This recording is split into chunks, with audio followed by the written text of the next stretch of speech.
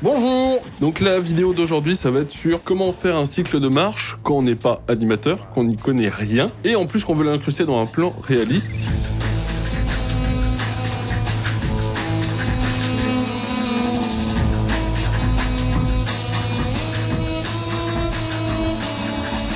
Premier prérequis, ne pas trop travailler parce qu'on n'est pas animateur et que c'est des dieux vivants ces gens-là. Deuxième prérequis, il faut Photoshop, After Effects et Premiere Pro. Si vous connaissez quelqu'un qui est en études d'art, vous lui prenez, avec son accord, le nom de son établissement et pour Adobe, vous pouvez avoir une licence à 15 balles par mois, donc très bon plan. Et sinon, vous craquez, hein, vous êtes grand. Donc, le premier point, c'est de faire un fichier Photoshop et décomposer tout son corps en calque. Donc moi j'ai de la chance pour cette animation, tous mes personnages sont similaires. J'aurais pu faire 2-3 corps différents, mais flemme. Et en plus ils sont noirs. Donc alors là c'est parfait, ça a été très rapide. Donc je me suis basé sur mon dessin et j'ai retravaillé le tout par-dessus pour de encore moins s'emmerder. Et en fait mon personnage il est composé comme ça. D'un corps, lui ne bouge pas, il n'a pas de mouvement de cou et tout ça, donc c'est parfait. Les bras, la jambe 1 et la cuisse 1, et la cuisse 2 et la jambe 2, et un petit calque ici pour faire le blanc, sinon ça serait sur un fond transparent. Donc ça c'est le fond transparent évidemment. Imaginez-vous votre personnage justement en regardant cette vidéo. Donc ce qu'on va faire, c'est qu'on va exporter chaque partie, chaque calque donc en fait au format PNG pour garder le fond transparent. On se retrouve justement avec ce genre de fichier, voilà, avec les fonds transparents. Ensuite, on va se retrouver dans After Effects. Et premier truc, moi j'ai mis un fond gris parce que mon personnage est tout noir pour qu'on voit un petit peu plus. Donc je ne sais pas faire de cycle d'animation de marche. Je suis une brêle, j'ai jamais étudié ça. Enfin si, je l'ai étudié, mais je n'ai pas appris ça. Oh, je suis une merde. Et donc je me suis basé sur une vidéo que j'ai trouvée sur YouTube d'un cycle de marche. Donc on voit une petite fille qui marche. Donc là, le nombre d'images par seconde est important. La petite fille, elle doit être en 12 images par seconde, j'imagine. Peut-être moins même. Donc voilà. Et le but, ça va être de copier trait pour trait les cycles de marche de la petite fille avec notre personnage, nos calques en fait. Donc que j'ai importé ici et après ensuite je les ai déplacés sur la timeline. Donc on peut voir corps 1, bras, cuisse 1, jambe 1, etc. Je vais virer la petite fille parce qu'elle est vraiment dégueulasse. Donc première chose qu'il va falloir faire, c'est lier nos calques entre eux. Qu'est-ce que ça veut dire? Ça veut dire que la cuisse 1 doit suivre en permanence le déplacement du corps 1.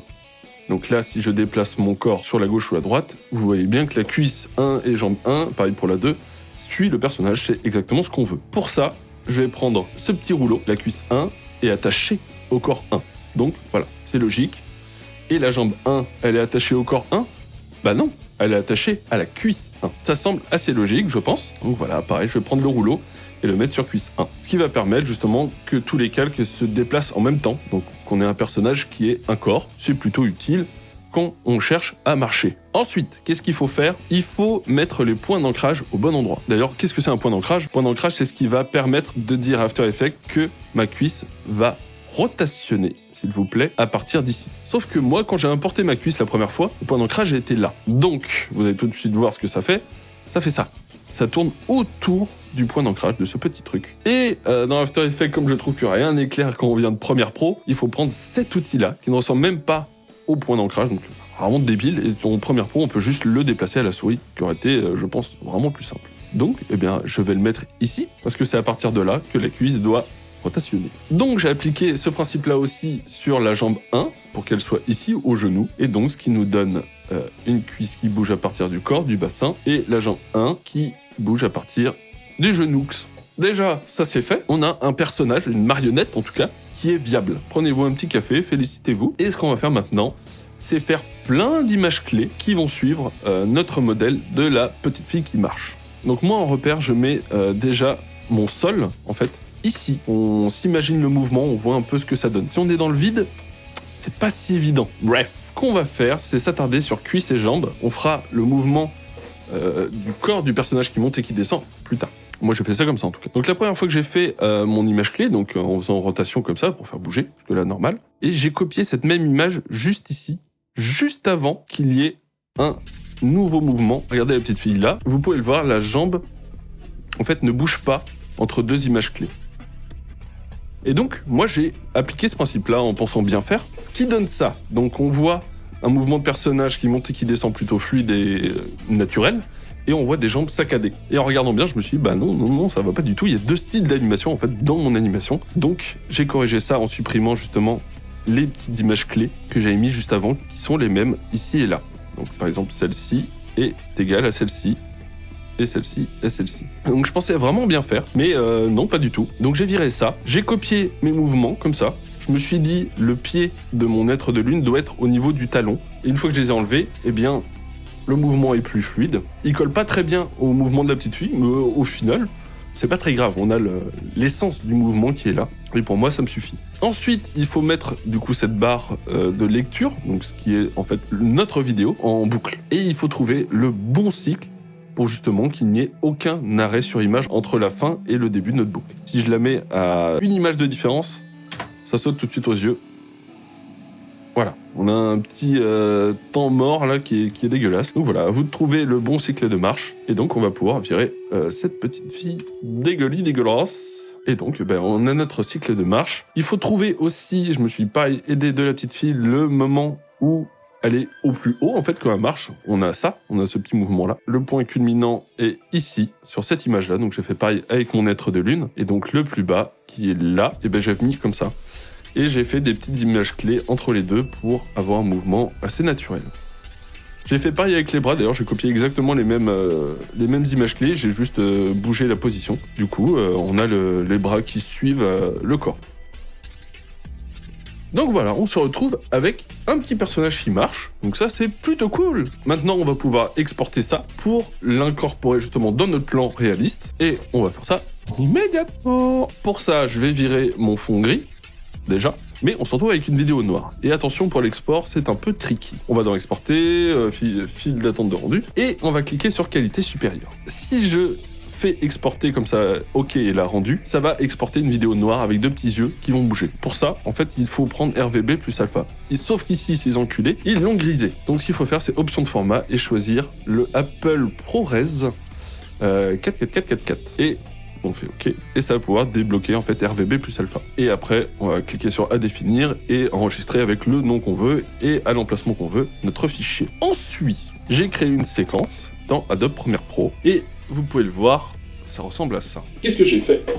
J'ai mis mon plan tout en bas, mon plan normal en fait, mon plan filmé, que j'ai mis un petit effet miroir d'ailleurs, je trouvais ça sympa, et j'ai incorporé ma séquence, mon cycle de marche par-dessus. J'en ai mis plusieurs, parce que je voulais donner justement cet effet de marche, de migration à mes personnages. Je leur ai appliqué du flou différent pour chacun, une petite rotation également, pour pas qu'ils soient tous trop semblables, parce que déjà qu'ils le sont beaucoup. Rien que ça fait pas mal de taf. Et un brightness and contrast pour baisser le contraste justement, pour qu'ils soient un peu plus éloignés, un peu plus perdus dans la brume. L'opacité, ça ne marchait pas, parce qu'ils se voyaient entre eux, ils se voyaient par-dessus eux, bref, ça marche pas. Et voilà, mon petit plan, ça donne ça.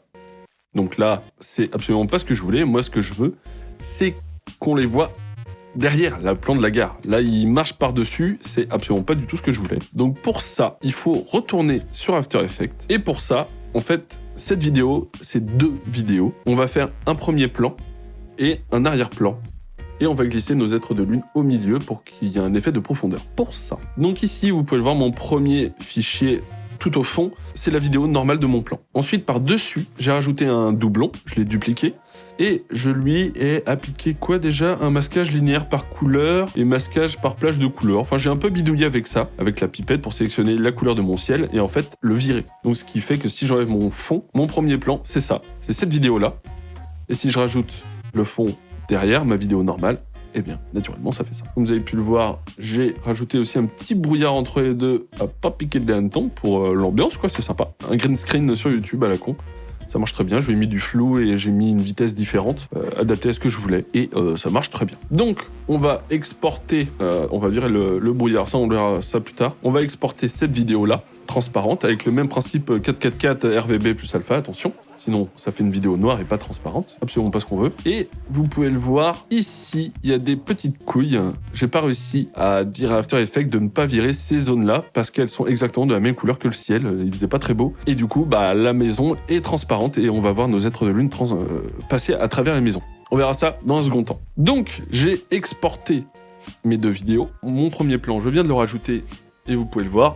ça cache les jambes des êtres de lune. Et donc notre plan, ça donne ça. Là, dans mon cas, bon, ça va peut-être pas forcément vous servir parce que je pense pas que vous animez souvent des migrations. Mais pour la curiosité du truc, en fait, mes séquences imbriquées, c'est ça. En fait, je voulais absolument éviter qu'ils marchent tous en même temps, qu'ils posent le même pied en même temps. Là, on aurait vu... ça aurait été dégueulasse, quoi, évidemment. Donc, je les ai tous positionnés à des durées différentes pour pallier à ça. Mais au tout début, lorsque j'ai importé mon plan d'être de lune entre mes deux vidéos, ça donne ça. Il bouge pas beaucoup. Donc pour ça, je lui ai mis une petite image clé ici, position. Je l'ai fait avancer comme ça. Il faut faire attention à ce qu'on n'ait pas l'impression que le personnage glisse. Il faut que la position, par exemple ici de l'image clé, soit raccord avec ses pieds. Là, je l'ai fait un peu au pif. On va voir si ça marche. Ça marche bien.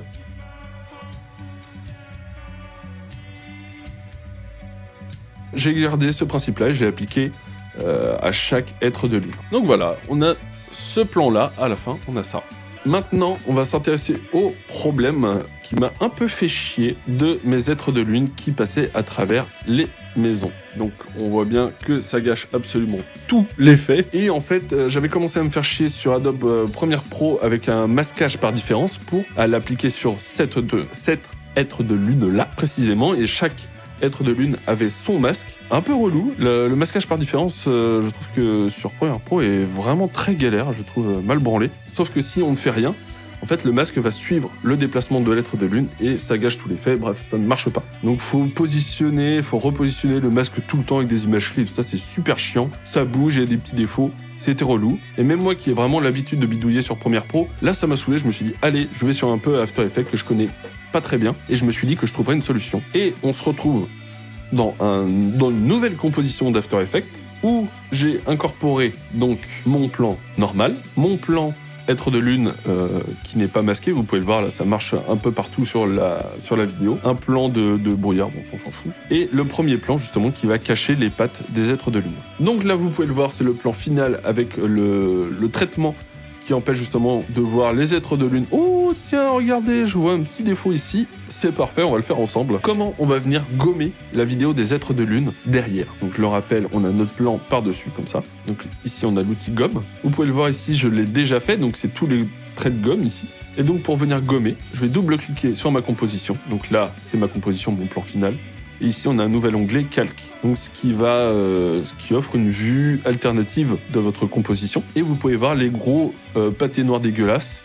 C'est la vidéo qui a été gommée. Donc c'est du transparent en fait. Et donc j'ai gommé du coup les maisons, mais c'est pas le calque des maisons, c'est vraiment le calque des êtres de lune. Donc je veux pas qu'ils soient là à ces endroits-là. Et donc je retourne dans mon onglet composition. On a vu ici, je viens juste de le voir, je ne l'avais pas vu avant, donc je vais le faire en même temps. Hop là, par exemple ici, là je peux me déplacer dans mon image en appuyant sur la touche espace. Ça me met une petite main, je peux drag and drop. C'est très très pratique. Et donc on voit ici, vous voyez sur le pied du poteau, qu'on voit encore un être de lune qui bouge. Je prends mon petit gomme, je vais double-cliquer dessus pour l'ouvrir dans la composition, et je vais venir gommer toute cette partie-là des êtres de lune pour pas qu'ils soient visibles. Donc ça va l'appliquer à tout le reste de la vidéo. Si je me mets au tout début d'ailleurs, naturellement. Si je me pose ici et que je gomme qu'à partir de là, le trait de gomme ne sera disponible qu'ici, et pas avant donc. Bref, je réouvre ma composition. C'est nickel. Et d'ailleurs, avec la touche contrôle, je peux changer la taille de ma gomme. Donc là, je maintiens contrôle et je baisse et je descends et ça change la taille de ma gomme. Assez pratique. Dis donc, heureusement que je fais cette vidéo, sinon je l'aurais pas vu. Donc là, grosso merdo, on va venir faire ça. Là, je reste volontairement avec une gomme assez grosse pour que ça soit un peu flou, un peu diffus. Parce que si je baisse, c'est plus précis. Là, dans ce cas-là, je vais éviter ça. Je veux que ça reste un peu brumeux quand même.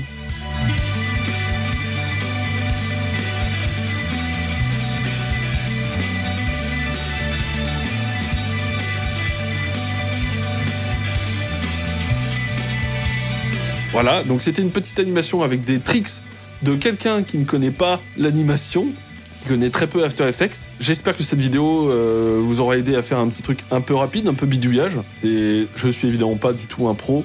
Respect à tous les animateurs qui ont des vraies techniques, qui bossent et qui apprennent des années et des années pour faire un travail incroyable. Je suis un gros fumier de faire ça comme ça. Mais bon, moi j'ai fait un truc, merde. Voilà, j'espère que cette vidéo vous aura plu. Si vous avez des questions, des petits trucs, je peux y répondre en commentaire.